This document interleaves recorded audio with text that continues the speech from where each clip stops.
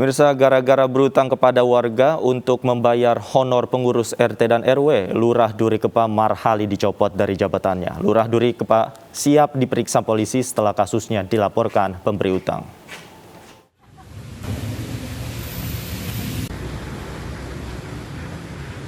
Buntut kisru utang piutang sebesar Rp264 juta antara seorang warga dengan pihak kelurahan, Wali Kota Jakarta Barat menonaktifkan Lurah Duri Kepa Marhali dan bendaharanya Davi Ambarsari. Pencopotan ini buntut dilaporkannya kasus utang piutang ke polisi.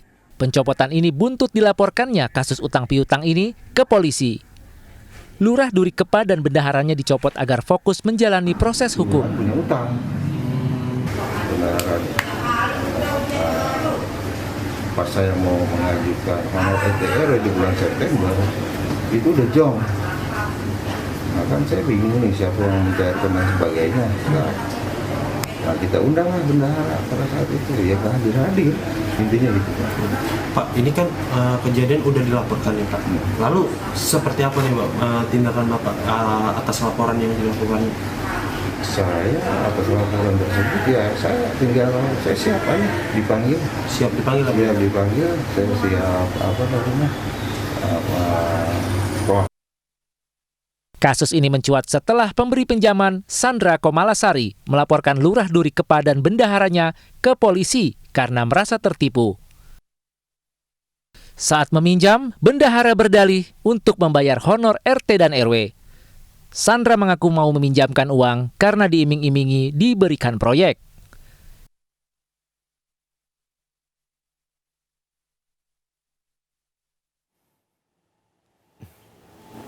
Kita ke informasi lain, pemirsa. PWNU Jawa Timur mengeluarkan fatwa haram mata uang digital. Alasannya penggunaan mata uang digital sebagai alat transaksi penuh spekulasi, termasuk memungkinkan terjadinya penipuan.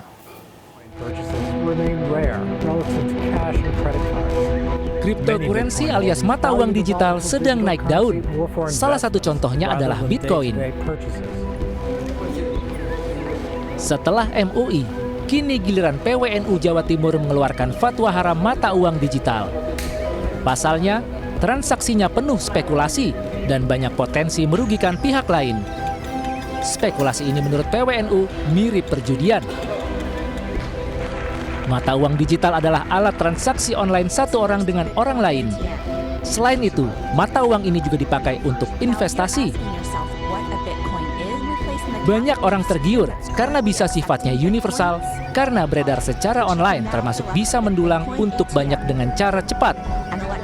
Meski demikian, investasi ini juga bisa berbalik, buntung alias merugi dalam sekejap. Dan untuk membahas fatwa haram mata uang digital telah bergabung bersama kami Khatib Syuriah PWNU Jawa Timur, Kiai Syafruddin Syarif. Selamat malam, Assalamualaikum Kiai. Waalaikumsalam warahmatullahi wabarakatuh. Pak Kiai, boleh dijelaskan apa yang menjadi dasar PWNU Jawa Timur ini mengharamkan uang digital? Setelah kami mendapatkan masukan dari yang ahli dalam bidang ini, kami menangkap bahwa di dalam mata uang ini terdapat beberapa hal yang perlu diperhatikan. Yang pertama, di dalam pertukaran ini ada goror, ada penipuan. Kenapa? Karena di dalamnya mudah untuk naik turun. Sesuatunya itu mudah naik turun. Jadi harganya itu yang sekarang 1 miliar bisa tiba-tiba menjadi 0. Atau lebih dari itu. Jadi sangat fluktuasi sekali, sangat fluktuatif sekali. Kemudian yang kedua, kebanyakan orang yang di dalamnya itu ikut di dalamnya ingin ada game di situ. Jadi dia ingin mata uangnya atau rupiahnya atau dolarnya yang ada itu nilainya bertambah dengan sendirinya. Tetapi kadang juga sesuai dengan pasar, kadang justru menurun dengan drastis sesuai dengan permintaan pasar. Lalu yang ketiga, di dalam hal ini, cryptocurrency ini terjadi spekulasi yang sangat tinggi. Spekulasi yang sangat tinggi. Lain dengan uang digital lainnya. Jadi kalau uang digital lainnya seperti misalnya kita membeli tol, kemudian juga Pipo, mata uang lainnya itu uangnya tetap tidak berubah. Dan ada kemudian yang terakhir di dalam cryptocurrency ini, dalam masukan yang kami terima tidak ada yang bertanggung jawab. Tidak ada yang bertanggung jawab, sehingga kemudian ketika terjadi penurunan atau seseorang investor ingin melapor, itu tidak ada yang bertanggung jawab. Disinilah kemudian kita menganggap tidak ada sil'ah, tidak ada barang, tidak ada benda, tetapi memang ada nilai di situ yang kemudian dipermainkan antara investor yang ketika permintaan itu cukup tinggi, maka akan menjadi naik. Tetapi ketika tidak ada, justru akan menjadi anjlok. Nah, disinilah kita berharap bahwa cryptocurrency ini tidak dipakai di Indonesia karena ini sangat berbahaya. Di sisi lain pemerintah memang belum mau untuk mengeluarkan izin. Karena apa? Karena memang dalam informasi yang kami terima, ketika cryptocurrency ini masuk di satu negara, dia akan juga mengganggu mata uang yang sah di negara itu. Nah, disinilah maka para ulama setelah berbahsul masail, berdebat dan sebagainya menyatakan bahwa cryptocurrency ini ya yang sudah saya ucapkan tadi ini dihukumi haram, tidak diperbolehkan karena Nabi mengatakan nahan Nabi an bai'il gharar.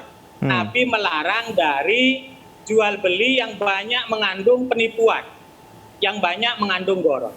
Baik. Seperti itu, Mas, Baik. antara lain. Baik, Pak Kiai, kemudian para pelaku transaksi uang cryptocurrency ini kan beralasan bahwa jika memang fatwa haram dikeluarkan oleh PWNU Jawa Timur, namun regulasi di Indonesia pun tidak melarang begitu dalam tanda kutip cryptocurrency ini didagangkan begitu. Seperti apa tanggapannya? Gimana? Ya, walaupun PWNU mengeluarkan fatwa haram terhadap ini, namun para pelaku cryptocurrency di Indonesia juga hingga saat ini masih bisa melakukan aktivitasnya karena memang regulasi di Indonesia tidak ada yang secara spesifik mengatur itu. Ya, kami hanya bisa memberikan guidance, petunjuk perkara para investor atau juga yang bermain di hal ini masih terus melakukan, itu terserah.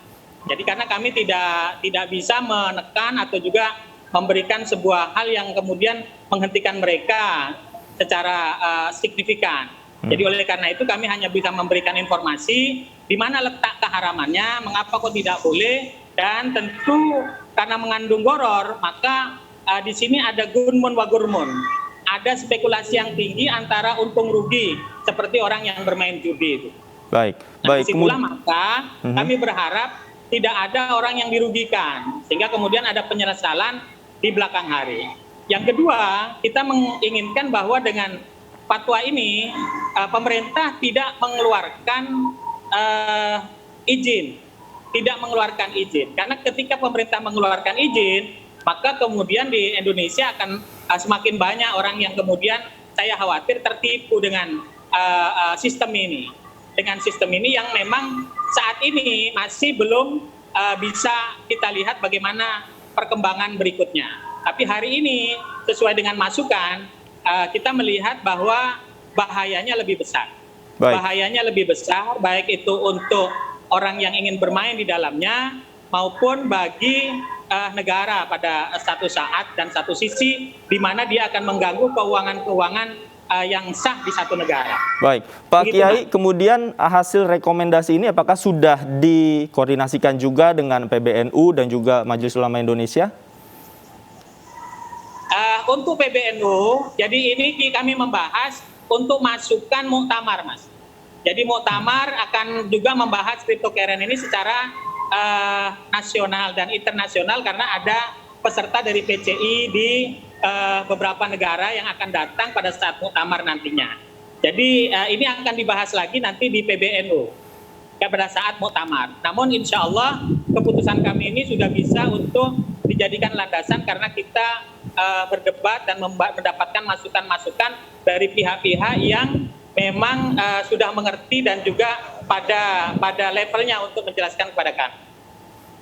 Baik. Terima kasih Kiai Syafruddin Syarif sudah berbagi informasinya bersama kami di iNewsroom Weekend. Selamat malam, Assalamualaikum.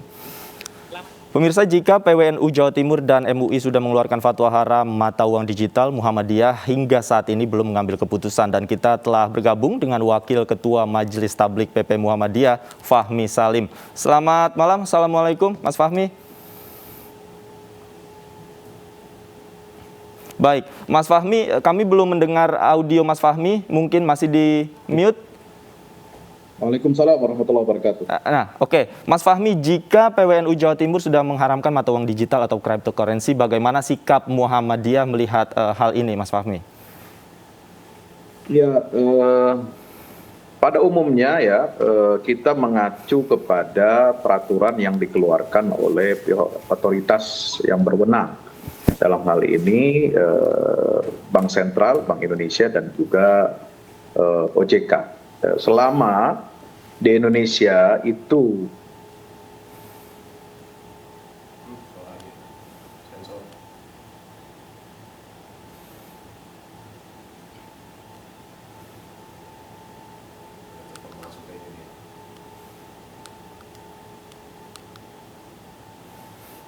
Ya, Mas Fahmi, mohon maaf audionya terputus. Barangkali bisa diulangi, Mas Fahmi?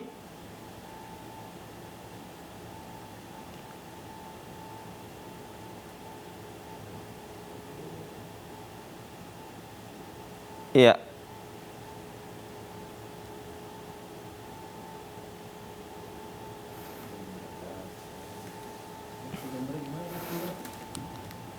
Ya, pemirsa, sambil menunggu sambungan audio kami dengan Mas Fahmi kembali normal, tadi juga PWNU Jawa Timur sudah menjelaskan sikapnya. Iya.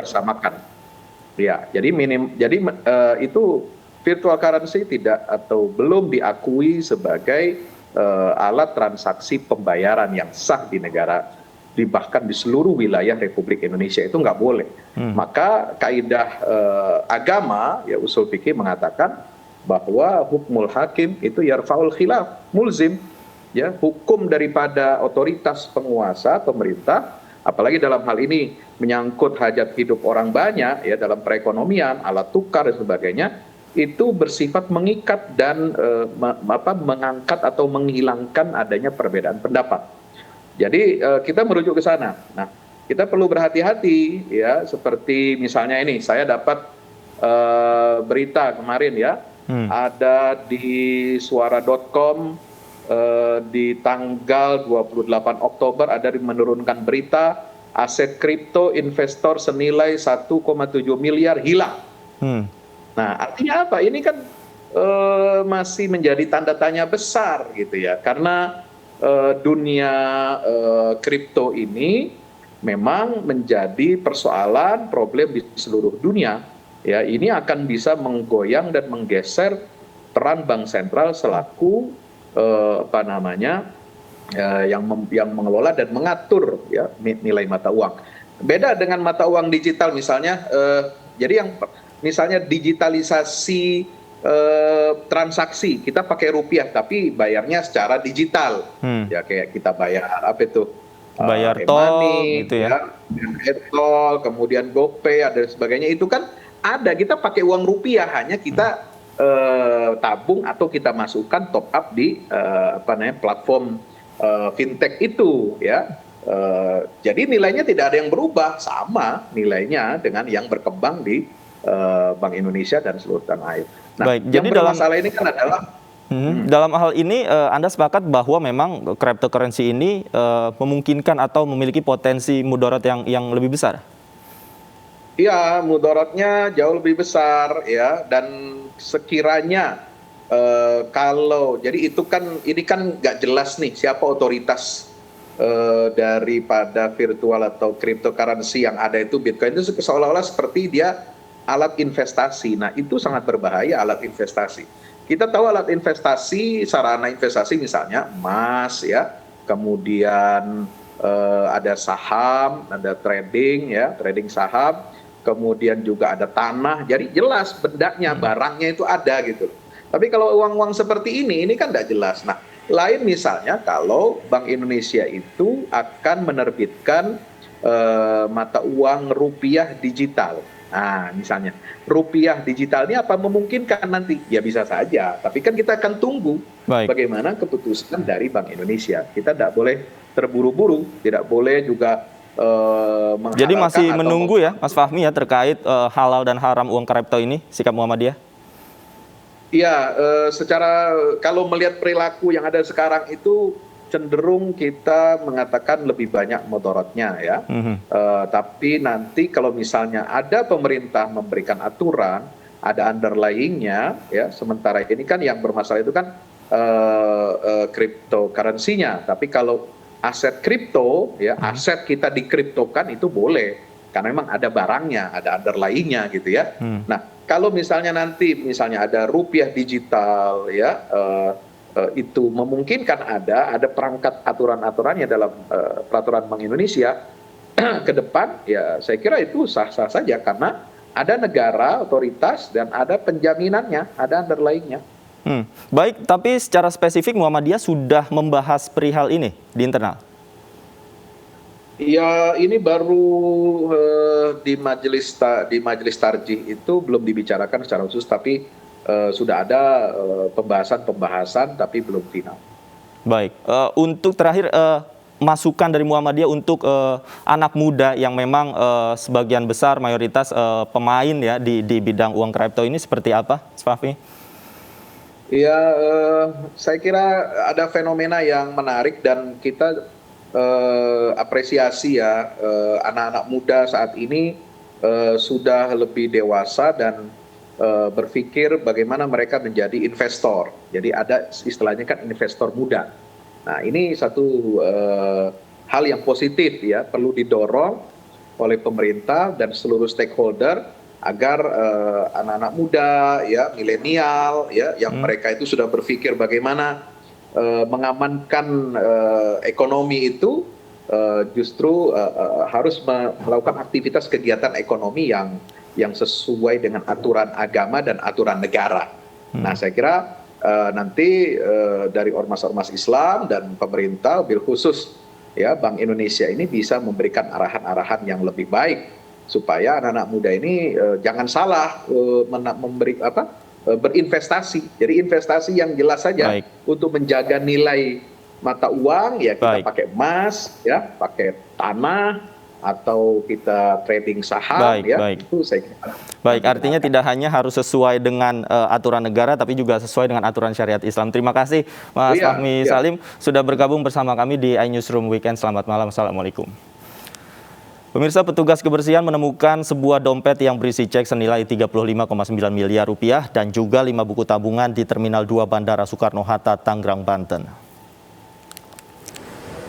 Usai menemukan dompet berisi cek dan buku tabungan, Halimah, perempuan yang bekerja sebagai petugas kebersihan, langsung melaporkan ke Aviation Security Terminal 2. Atas kejujuran Halimah, pihak Angkasa Pura I memberikan kenaikan jabatan 1 tingkat menjadi supervisor. Pihak bandara mengimbau kepada pemilik dompet agar segera menghubungi pihak pengelola Bandara Soekarno-Hatta.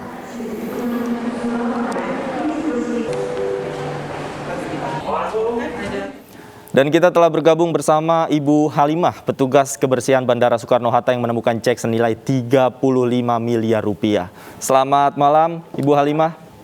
Selamat malam, Pak. Ibu Halimah, bisa diceritakan bagaimana pertama kali Anda menemukan dompet itu, seperti apa? Ya, pada saat saya sedang progres mobil di area ya, Pak. Pada saat itu saya menemukan dompet di area sisi sebelah kiri di atas kursi. Seperti itu, Pak. Baik, apa saja yang Anda temukan ketika itu, Ibu Halimah? Saya belum tahu, Pak, isinya apa. Kan pada saat menemukan barang tersebut sesuai dengan SOP dari perusahaan kami. Jadi apapun barang yang kita temukan, sekecil apapun barang yang kita temukan, kita harus melaporkannya ke pihak Absek Security Terminal T2 Angkasa Pura. Baik, hanya dompet itu saja yang Anda temukan atau ada barang yang lainnya? Hanya dompet itu saja, Pak. Baik, kemudian ketika Anda serahkan, kemudian mengetahui isinya ada cek dan juga paspor dan juga buku tabungan, apa reaksi Anda? Reaksi saya pada saat itu sangat kaget ya Pak, stok dengan tertera nominal cek yang sangat besar seperti itu Pak. Apa yang dikatakan oleh otoritas kepada Ibu Halimah yang notabene menemukan barang itu?